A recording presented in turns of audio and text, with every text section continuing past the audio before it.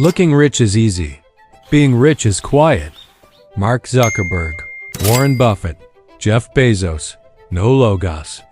No noise. That contrast isn't accidental.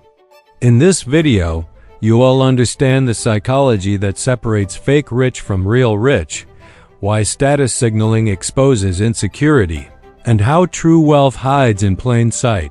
Humans don't buy luxury for function. They buy it for a signal.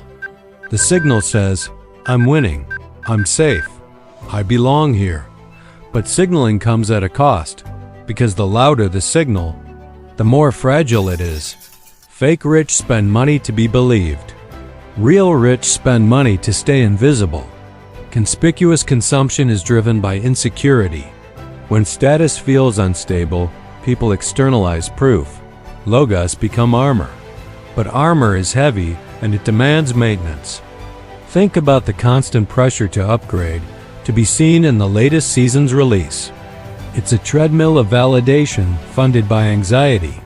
Real wealth avoids these recurring validation costs.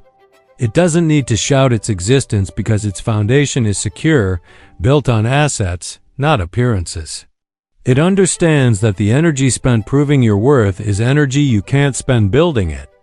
Status is expensive, not just in dollars, but in peace of mind.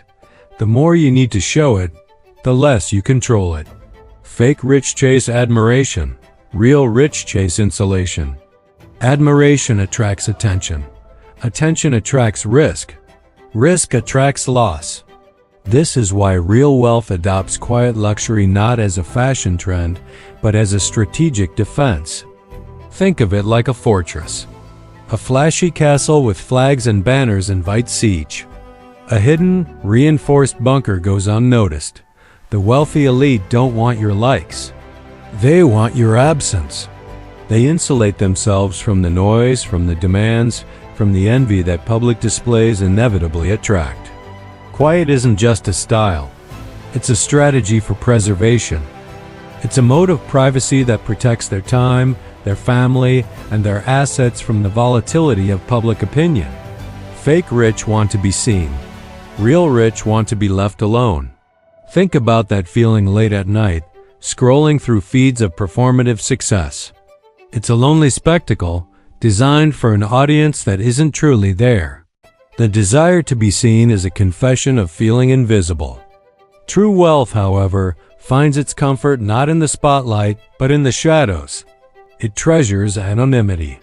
It understands that being left alone is the ultimate luxury, a freedom that no logo-covered handbag can ever buy.